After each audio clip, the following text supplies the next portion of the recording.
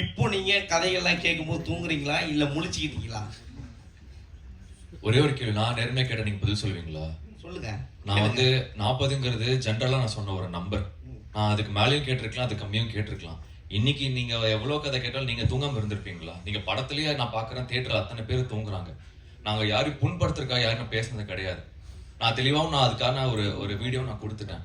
நீங்க திரும்ப இப்போ இந்த இதுல வந்து படத்துக்கு வரும்போது நீங்க திரும்ப அதை பத்தி கேக்குறீங்கன்னா நீங்க தான் எனக்கு குத்த பார்த்துட்டே இருக்கீங்க. குத்தல நாங்க நீங்க எடுத்துக்கிட்ட விதம் இப்போ அந்த டைலாக்கே உங்களுக்கு இருக்கிறாங்க, அவ்வளவு போல்டா நீங்க நடிச்சிருக்கீங்க. இப்போ நீங்க முழிச்சுக்கிட்டீங்களா? இப்போ நடிக்கிறதுக்கான முன்னேற்றம் வந்துட்டு இருக்கீங்களா? சார் நான் உண்மையே நான் வந்து நான் ஒரு ப்ராப்பர் ஆக்டர் நான் சொல்ல மாட்டேன். நான் கத்துக்கிட்டு தான் இருக்கேன். இன்னைக்கு நான் விக்னேஷ் கார்த்திகிட்ட அவர்கிட்ட நான் நிறைய கத்துக்கிட்டேன். நான் ஒர்க் பண்ற ஒவ்வொரு டைரக்டர்கிட்டயும் நான் கத்துக்கிட்டு தான் இருக்கேன். அது ஒரு endless process. Okay, cool. Vignesh, உங்களுக்கு விக்னேஷ் ஃபர்ஸ்ட் ஸ்டோரியில வந்து ரெண்டு பெரிய நாயகன்கள் இறந்த உடனே அதான் அவங்க ரசிகர் இறந்துடுறாங்க. அதுக்கு வந்து அவங்க என்ன சொல்றாங்க, கதையே சொல்லாதீங்க சாரி, அந்த அந்த அந்த இடத்துல வந்து அவங்க ஃபேமிலி வந்து தத்தெடுக்க சொல்றீங்க. எனக்கு வந்து இப்போ வந்து நீங்க பெரிய லெவல்ல வளர்ந்துட்டீங்க, சரிங்களா? நீங்க பெரிய ஹீரோ ஆயிட்டீங்க. ஹீரோ ஆயிட்டு உங்க சைட்ல இருந்து ஏதோ ஒரு தவறு நடந்து அது மாதிரி ஆயிடுச்சு. உங்க சைட்ல இருந்து நீங்க அந்த ஃபேமிலியை தத்தெடுப்பீங்களா? நானா? இல்ல அகைன் இதுக்கு பதில் சொன்னா கதை ரிலேட்டடா பதில் சொல்ற மாதிரி இருக்கும். சோ இப்போ சார் அது என்ன டிண்டர் எக்ஸ் சாலிகிராமம் ஒரு டயலாக் வருது. Tinder pump sorry, Instagram Saligram, அது ரைமிங் சார். இன்ஸ்டாகிராம் சாலிகிராம் இல்ல, சாலிகிராம் நிறைய தம்மடிக்கிற பொண்ணுங்களை பாக்குறோம், அதை வச்சுதான் எழுதுறீங்களா சார்? இன்னும் எங்காவே இருக்கீங்கன்னு புரியுது. உம்மடிக்கிற பொண்ணுங்களா கல்லப்படுறாங்க பாத்தீங்களா? ஆனா அஸ்வின் பத்தி கண்டிப்பா நான் இந்த படம் பண்றதுக்கு முன்னாடியே வந்து நிறைய பேர் வந்து இவரை பத்தி பண்ணுமா அப்படிலாம் சொன்னாங்க. ஆக்சுவலி நிறைய பேர் அதான் லென்த்தா போயிடும். நான் சக்சஸ் மீட்னு ஒன்று நடந்ததுன்னா அதில் லென்த்தா சொல்றேன். நீங்க நினைக்கிற மாதிரி அவர் கிடையாது, ஒரு டோட்டலா வேற மாதிரி உண்மையாவே. சார் நீங்க டான் சாருக்கு வந்து நன்றி சொன்னீங்க, வெறி வந்து ரிலீஸ் ஆகல அப்படின்னு. அது ஓகே, தியேட்டர் கிடைக்கல. ஆனா மங்காத்தான்னு ஒரு படம் வருது, அது ஏதாவது ஃபீல் பண்ணீங்களா? மங்காத்தாவும் வராம இருந்தா நல்லா தான் இருந்திருக்கும். பட் ஆனா மங்காத்தா வந்து முன்னாடியே டேட் போட்டாங்க. ஸோ அதனால நாங்க கேட்க முடியாது. நாங்க வரலாம்னு நினைக்கும் போது தான் தெரிய டேட் போட்டாங்கிறதுனால அவங்க கிட்ட கேட்டோம். சார் அடுத்த படத்துல ரெண்டு ரசிகர்களையும் திட்ட மாட்டீங்க, அவரை மட்டும் திட்டுவீங்கன்னு நினைக்கிறேன். நாங்க எந்த ரசிகர்களை திட்டோம்னு நீங்க நினைக்கிறீங்கன்னு தெரியல. பெரிய ஹீரோ தான் நாங்க யாரையும் சும்மா கற்பனையா நினைச்சு திட்டோம் சார். ஒரே ஒரு சாங் ஆக்சுவலா மங்காத்தா தேரி ரெண்டும் வந்தாலும் நல்லா இருக்கும்னு நான் ஃபீல் பண்ணேன். அது உங்களுக்கு புரிஞ்சிருக்குன்னு நினைக்கிறேன். அவரு சும்மா கற்பனையா பேசுறாரு, அதை கண்டுக்காதீங்க. விக்னேஷ்ஜி சொல்லுங்க சார். நன்றி சார், நன்றி. விக்னேஷ்ஜி சொல்லுங்க சொன்னீங்க அவர்கிட்ட ரெண்டு ஹீரோ, நீங்க எந்த ஹீரோன்னு யோசிச்சுன்னு சொன்னீங்க. ஆமா, இப்போ உங்களுக்காக விட்டு கொடுத்துருக்காருல்ல, அந்த படத்தோட ஹீரோ தானே கலாச்சிருக்கிறீங்க. அதான் அது நீங்க அப்படி தெரியுமா? அந்த பப்ளிகம் போடுற விஜய் தானே கலாச்சிருக்கீங்க சார். ரஜினி சார் பப்ளிகம் போட்டிருக்காரு இல்லையா? அந்த ஸ்டைல்ல போல் எது இல்ல. சிவாஜி பார்த்தது இல்லையா நீங்க? சிவாஜி த பாஸ் அதுல போட்டிருக்காரு, போட்டுதாங்க போட்டிருக்காரு. இது சார் ரஜினி சார் பண்ணாததா சார்? இது தளபதி மட்டும் தாங்க இப்படி பண்ணிருக்காரு. இல்ல உங்களோட கற்பனை. விஜய் கலெக்ட் பண்ணார் சார், விஜய் ரசிகர் அவரு. சார் சொல்லுங்க சார். நடிகர்கள் வந்து தலைவர்களா மாறிட்டு இருக்காங்க, ரசிகர்கள்லாம் தொண்டர்களா மாறிட்டு இருக்காங்க. இந்த காலகட்டத்துல இந்த படம் வந்து இப்ப அரசியல் ஏதாச்சும் தாக்கத்தை ஏற்படுத்தும் நினைக்கிறீங்களா? அது படம் ரிலீஸ்க்கு அப்புறம் தான் தெரியும். தெரியலையே, தாக்கத்தை ஏற்படுத்துமா படுத்தாதான்றது எனக்கு தெரியாது. எனக்கு ஒரு கருத்து இருந்தது, அந்த கருத்தை அந்த படம் மூலமா சொல்லிட்டு. இந்த கதைக்கு பர்டிகுலரா அந்த ஃபர்ஸ்ட் ஸ்டோரிக்கு மட்டுமே வந்து நிறைய சம்பவங்கள் ஏதாச்சும் பாதிச்சதா? அந்த கரூர் சம்பவம் மாதிரி ஏதாவது? இல்ல சார், நாங்க இந்த கதையை வந்து 2024 மேவா ஜூனா அந்த டயலாக் வர்றப்போ உங்க மனநிலை எப்படி இருந்தது? ஜாலியா தான் சார் இருந்தது. அந்த அளவுக்கு பக்குவமாயிட்டீங்க. சார் சொல்லுங்க சார். விஷ்ணு விஷால் சார் செயல்பட்டு எங்க சார்? சொல்லுங்க சார், சொல்லுங்க ப்ரோ. நீங்களா எப்படி இருக்கீங்க? நல்லா இருக்கீங்களா? நல்லா. அப்புறம் வந்து அவர் எந்த படத்தா இருந்தாலும் ப்ரமோஷனுக்கு வந்துருவாரு. ஏன் அவர் கூப்பிடல? ஒருவேளை வந்து சிவகார்த்திகேயன் 2050 வந்து சிஎம்மா வந்து மென்ஷன் பண்ணிருக்கீங்க. அந்த கோவத்திலயா இப்ப வந்து சிவகார்த்திகேயன் வந்து ஒரு இஷ்யூ போயிட்டு இருக்கு, எதுக்கு தேவையில்லாம வந்து அவர் கோத்து விட்டுறீங்க? அதாவது சரி, ஓகே. விஷ்ணு விஷால் ப்ரோ வந்து ஏன் வர முடியல அப்படின்னா 30ஆம் தேதி தான் நாங்கள் ரிலீஸ் பிளான் பண்ணியிருந்தோம். ஸோ அதை பொறுத்து அவர் முன்னாடியே ஸ்கெடியூல்லாம் போட்டு அவர் வேற ஷூட்டிங்கு போயிட்டார். அப்புறம் நாங்கள் தளபதி படம் தள்ளினதுனால நம்ம 14 பொங்கல் வரலாம் அப்புறம் 20 அப்பெல்லாம் பிளான் பண்ணதுனால இப்போ அவர் ஊர்ல இல்லைன்றதுனால அவர் வர முடியல. அதான் ஒண்ணு. ரெண்டாவது கேள்வி என்னது? சிவகார்த் அந்த கோவத்துல இல்லைல்ல, அதெல்லாம் இல்லை, அது ஒரு கற்பனை, அது ஜாலியா வச்சோம். அது அதே மாதிரி விஜயகாந்த் ஜெயந்தி விஜய் சேதுபதி ஏன் எதிர்கட்சி தலைவராக்குனீங்க? இல்லை சார், ஒரு சிஎம்ஓ ஒருத்தர் தான் சார் இருக்க முடியும். ஸோ அதனால இன்னொருத்தர் எதிர்கட்சி தலைவர்னு சார் சொல்லுங்க சார். ரசிகர்களை காமிச்சீங்க, அது மறைமுகமா 2 நடிகர்னு தெரியுது, தாதா ராஜான்னு. உண்மையிலேயே மனசுல அந்த 2 பேரை வச்சுதான் பண்ணி. உங்களுக்கு எந்த 2 பேர் சார் ஃபீல் ஆனாங்க? அது நீங்க யார் நடிச்சீங்களோ நான் யாரையும் நினைக்கல சார். உங்களுக்கு யார் ஃபீல் ஆனாங்களோ அவங்க. டைரக்டர் சார், சொல்லுங்க சார். சார் இப்போ உங்களோட படங்கள் வந்து டைம் டிராவல் பேஸ்ட்லேயும் இருக்கு, நீங்க சொல்ற நெரேஷன்லயும் டைம் டிராவல் இருக்கு, ஃபியூச்சரை உற்று நோக்கி. ப்ரெசென்ட் நீங்க எப்படி பாக்குறீங்க சார்? ஏன்னா ஃபியூச்சர் தான் நீங்க ஆசைப்படுற மாதிரி எனக்கு ஃபீல் ஆகுது. ப்ரெசென்ட் நீங்க எப்படி பாக்குறீங்க? தம்பி ராமையா சார் கதை பிரசன்ட் தானே சார்? சார் நான் என்ன சொல்றேன்னா, உங்களோட கதைகளும் உங்களோட எண்ணங்களும் வந்து ஃபியூச்சரை பேஸ் பண்ணி, ஐ மீன் அடியிலையும் ஃபியூச்சர் டைம் டிராவல், இதுலயும் டைம் டிராவல் அப்படி சொல்றேன் சார். ப்ரெசென்ட் நீங்க எப்படி பாக்குறீங்கன்னு கேட்குறேன். ப்ரெசென்ட் இப்போ நான் இங்கே உட்காந்துருக்கும் போது நைட் என்ன சாப்பிடலாம் அப்படின்னு ஃபியூச்சரை பற்றி தானே சார் யோசிக்கிறேன். அதனால யோசிக்கும் போதே கொஞ்சம் ஃபியூச்சரிஸ்டிக்காக யோசிக்கிறேன்னு நினைக்கிறேன். ஸோ எதிர்பார்க்கறது ப்ரெசென்ட், ஃபியூச்சர்ல எதிர்பார்க்கறீங்க நிறைய விஷயங்கள்ல ப்ரெசென்ட் நீங்க லைக் பண்ணலாம் அப்படின்னு எனக்கு ஃபீல் ஆகுது. ஓகே சார், இதை நான் கருத்தா எடுத்துக்கவா? பாக்குறீங்கன்னு கேட்டேன். என்ன இல்லையே.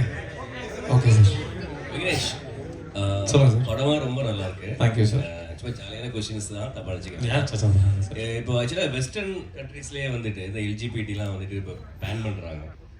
அப்படி இருக்கும்பொழுது நம்ம ஊரில் அதை வந்து ஒரு பொது உடைமையாக்குற முயற்சிகள் தெரியுது இதில். இல்லை சார், அது சரியா தான். அது நீங்கள் கேட்குறது பெரிய டாபிக் சார். அது இல்லை பெரிய டாபிக், அது சின்ன விஷயம். ஆடியன்ஸ் வந்து அது ரொம்ப அது வந்து கரெக்ட் அப்படின்னு எடுத்துக்குவாங்க, இல்லைன்னா அப்படி ட்ரை பண்ணலாமான்னு எடுத்துக்குவாங்க. அந்த மாதிரி ஏதாவது விஷயம் இல்லை சார், என்னோட கருத்து வந்து இந்த உலகம் எல்லாருக்கும் சொந்தமானது, எல்லாருக்கும் பொதுவானது. ஒவ்வொருத்தருக்கும் ஒவ்வொரு விருப்பு வெறுப்புகள் இருக்கும். ஒவ்வொருத்தருக்கு அது பிரச்சனைன்னு சொல்லக்கூடாது. இப்போ எல்ஜிபிடி அவங்களுக்கு பிரச்சனை, ஏன்னா அது பிரச்சனை கிடையாது, அதுதான் எங்களோட இயற்கை அப்படின்னு அவங்களோட கருத்து இருக்கும். ஸோ எல்லாருக்கும் சொந்தமான உலகத்தில் அவங்களுக்கு பிடிச்ச மாதிரி இருக்கிறது, அடுத்தவங்களை கஷ்டப்படுத்தாத வரைக்கும் அவங்களோட சந்தோஷம் அவங்களோட உரிமை இல்லை சார். அது அவங்களோட கால். சரி, ஓகே. ஃபர்ஸ்ட் பார்ட்டில் வந்துட்டு நீங்கள் சினிமா அந்த கிரேஸை வந்து கொஞ்சம் இது பண்ணியிருப்பீங்க, கிரிட்டிசைஸ் பண்ணியிருப்பீங்க இல்லையா நடிகர்கள் மேலே. ஃபர்ஸ்ட் கதையில இதுல ஃபர்ஸ்ட் கதையில பண்ணிருப்பீங்க. செகண்ட் பார்ட்ல அதாவது செகண்ட் ஹாஃப்ல நீங்க என்ன சொல்ல வரீங்கன்னா நடிகர்கள் தான் 2050 வரை சிஎம் ஆகுறாங்கன்ற மாதிரி காமிச்சிருப்பீங்க. அது ஒரு கான்ட்ராஸ்டான விஷயமா? அது ஒரு சர்காஸ்டிக்கான ஒரு விஷயம் தானே சார். இப்போ இருக்கிற விஷயத்த சொல்றோம், 50 வரைக்கும் இப்படியே இருந்தா அப்படின்னு அது ஒரு சர்காசம் தான் சார். சரி, அப்புறம் மகளையே லவ் பண்ணலாம் அப்படின்ற ஒரு ஐடியா உங்களுக்கு இன்ஸ்பயர் பண்ணது யாராவது இருக்காங்களா? இல்ல, நீங்க கதையெல்லாம் ரிவீல் பண்றீங்க. இதுக்கு நான் பதில் சொன்னா கதையை சொல்ற மாதிரி ஆயிரும். ஆனா அது இல்ல அப்படின்னு தானே நம்ம கடைசியில சொல்றோம். ஓகே, அப்புறம் lover and girl bestie, lover and boy பெஸ்டிலாம் இருக்கிற மாதிரி ப்ரொடியூசருக்கு வந்து ஒய்ஃப் இருக்காங்க. அப்புறம் ஒரு ஒய்ஃப் பெஸ்டி கால் பண்ற மாதிரி தெரியுது. அந்த ஒய்ஃப் பெஸ்டி மாதிரி நெக்ஸ்ட் பார்ட்ல ஏதாவது ஒய்ஃப் பெஸ்டின்ற ஒரு டேர்ம் கொண்டு வர மாதிரி ஏதாவது ஐடியா இருக்கா? இதை நான் யோசிக்கிறேன் சார். பார்த்து பண்ணோம்னா அவரே ஜோடி இல்லைன்னு என்கிட்ட கோபமா பேசிக்கிட்டு இருக்காரு. இதை என்கிட்ட ஐடியாவை சொல்லி ட்ரை பண்ணலாம் சார். சார் ஹலோ, சொல்லுங்க சார். 2021 அற்புதம்னு ஒரு தெலுங்கு படம். Okay sir. அதுல செல்போன் வந்து மின்னல் வரும். ஓகே, மின்னல் வந்தோன்னா பின்னாடி போயிடும். அந்த இது அதுல இருந்து எடுத்திருக்கீங்க. நான் அற்புதமா பார்க்கல சார், எனக்கு தெரியல. மேபி வந்திருக்கலாம், சிமிலர் தாட், தெரியல சார். டைரக்டர் சார் சொல்லுங்க சார். லெஸ்பியன் என்னும் ஒரு இனச்சேர்க்கை வந்து அதை எதிர்க்கிறவங்க என்ன சொல்றாங்கன்னா அது ஒரு வாழ்க்கை முறை அல்ல, செக்ஸ்ல ஒரு வகை அப்படின்னு தான் சொல்றாங்க. நீங்க இதை ஏத்துக்கிற மாதிரியே கதையை கொண்டு போயிருக்கீங்க. ஆமாம் சார். கருத்து என்ன? இல்லை சார், நான் ஏற்றுக்கிறேன் சார். அதான் சொன்னேன், ஒவ்வொருத்தருக்கும் அவங்கவுங்களோட விருப்பு வெறுப்புகள் அவங்களோட உரிமை. அதை நாம இதான் சரி இதான் தப்புன்னு சொல்லி, இப்போ நீங்கள் தாடி வச்சிருக்கீங்க, தாடி வைக்கக்கூடாதுன்னு நான் சொன்னா சரியா சார்? அது உங்களோட உரிமை இல்லை, உங்களோட விருப்பு வெறுப்பு இல்லை. அது இப்போ அரிக்கும், குளிச்சுட்டு துவைக்கிறதுக்கு இதை துவட்டுறதுக்கு கஷ்டமா இருக்கும் அப்பெல்லாம் சொன்னா நான் பார்த்துக்கிறேன் அப்படின்னு தானே நீங்கள் சொல்லுவீங்க. அதே மாதிரி தானே அவங்க. இப்போ நான் லெஸ்பியன், இப்போ நான் ஒரு கேன்னு வச்சுக்கோங்களேன், நான் கேவா இருக்கிறதுனால உங்களுக்கு என்ன அது பாதிப்பாக போகுது அப்படின்னு தானே நான் கேட்பேன். புரியுதுல உங்களுக்கு? ஸோ அது அவங்களோட உரிமை சார். அது ஒரு குடும்ப அடுத்தடுத்து சங்கிலி தொடர் மாதிரி போடுமே, அது குறையுமே அது. எது சார்? அது மாதிரி நீங்க சொன்ன மாதிரி செஞ்சா அடுத்தடுத்து அந்த குடும்பத்தின் சங்கிலி தொடர் வரணும்ல, அது குறையுமே. இல்லை சார், அதான் நீங்கள் இப்போ கேட்குற கேள்வி வந்து ஒரு பெரிய டிஸ்கஷன். இதை நான் ஒரு வார்த்தையில் பதில் சொல்ல முடியாது. அது உட்காந்து ஒரு அரை மணி நேரம் 1 மணி நேரம் ஒரு டிபேட்டாகவே பேசக்கூடிய ஒரு டாபிக். ஸோ குடும்பம் இப்போ நிறைய பேர் அப்படின்னா ஒரு ஆணும் பெண்ணும் கல்யாணம் பண்ணிக்கிறாங்க, நான் குழந்தை பெற்றுக்க மாட்டேன் அப்படின்னு முடிவு பண்ணிட்டு வாழ்றாங்க. அப்போ கூட குடும்பம் தொடராது சார். அப்போ என்ன சொல்லுவீங்க? அதான் அது தப்புன்னு சொல்லலாமே. அதான் சார், அகைன் அப்போ ஒரு ஆணும் ஒரு பெண்ணும் கல்யாணம் பண்ணிட்டு குழந்தை பெற்றே தான் ஆகணும் அப்படின்னு ரூல் கிடையாதுல்ல. நிறைய பேர் குழந்தை பெற்றுக்காமலும் வாழ்றாங்கல்ல. ரூல் இல்லை, உங்கள் அம்மா அப்பாவும் எங்கள் அம்மா அப்பாவும் கவர்மெண்ட் ஆஃப் இந்தியா எல்லாரும் குழந்தை பெற்றுக்கணும்னு ரூல்லாம் கிடையாது சார். அக்ரிமெண்ட்டை காட்டுங்க சார். சார்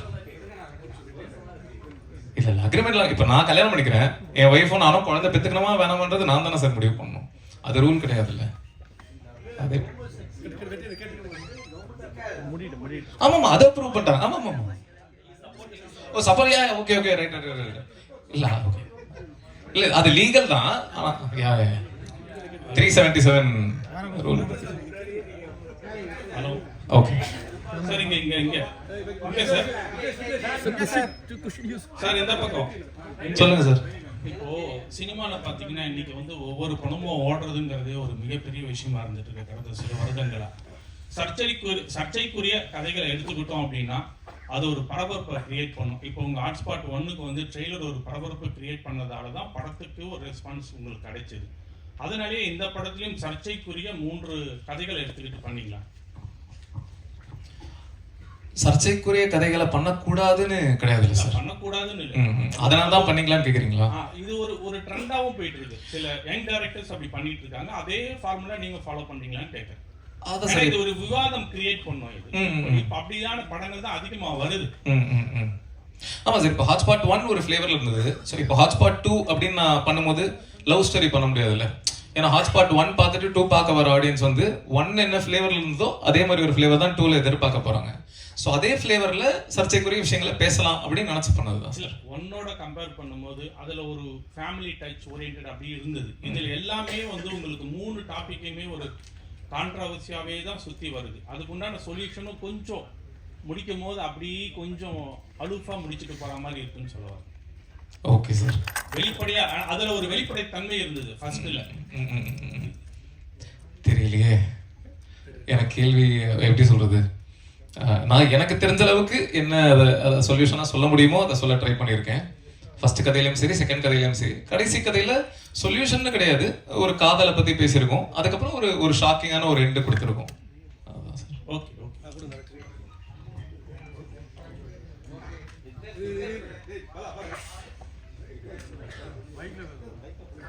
சொல்லுங்க ப்ரோ. கள்ளக்காதலை அதிகமா ஆதரிக்கிறீங்களோ? இன்னும் நீங்க பேசலையே அப்படின்னு பார்த்தேன். லேட்டா பேசலாம், லேட்டஸ்டா. கள்ளக்காதலுக்கு பயங்கரமா ஒரு பிலாசபிலாம் சொல்றீங்க. சசிகுமார் சார் ஒரு டயலாக் சொல்லியிருப்பார்ல, பின்னாடி இருந்து இவர் தான் எமோஷனல் ஆவார்னு பார்த்தேன். இதுவே தப்பா இருக்குது, பொண்ணை லவ் பண்ற மாதிரி வருதேன்னு நினைச்சேன். பட் ஆனா அதை விட பெரிய குண்டு கூட இருக்கிற ஃப்ரெண்டு துரோகம் பண்ற மாதிரி ஒண்ணு வச்சீங்கல்ல. கேளுங்க, திரும்பி கேளுங்க சார். ஃபர்ஸ்ட் கேட்டீங்க கேளுங்க. இல்ல கள்ளக்காதல் தானா? இல்ல சார், காதல் எது சார் நல்ல காதல் கள்ளக்காதல்? எல்லாமே காதல் தானே சார். அதான் வரையதா. பட் அது சரியா தப்பானது அகைன் அவங்க உங்களோட அதுக்கு கள்ளக்காதல் ஆதரிக்கிறேன் அப்படி எடுத்துக்காதீங்க. இல்ல சார், ஒருத்தருக்கு துரோகம் பண்ணாவே அது கள்ளக்காதல் கணக்கு தானே சார் அது அர்த்தம். அப்புறம் எப்படி சார் அது நல்ல காதல் எல்லாமே சொல்ல முடியும்? அந்த 2 பேருக்கு அது நல்ல காதல் தானே. புருஷனுக்கு தான் அது கள்ளக்காதல், அவங்க 2 பேருக்கு அது நல்ல காதல் தான். அதே போல இப்போ இருக்க ஜெனரேஷனையும் கொச்சையா தான் சொல்ல வரீங்க. எந்த ஜெனரேஷன்? அந்த பொண்ணு வந்து ஆல்ரெடி பாய் ஃப்ரெண்ட் செக்ஸ் வச்சுக்கலாமா பொண்ணு பார்க்க வரும்போது கேக்குது. எந்த பொண்ணு?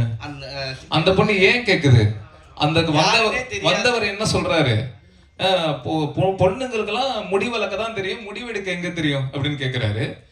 என் பையன் நான் சொல்றதை தட்ட மாட்டான், உன் பொண்ணுகிட்ட என்ன கேட்டுக்கிட்டு நீ கல்யாணம் பண்ணி அப்படின்னு சொல்றாரு. அவரு மேல இருக்கிற கோவத்துல அந்த பொண்ணு அப்படி பேசுறா. அது எப்படி சார்?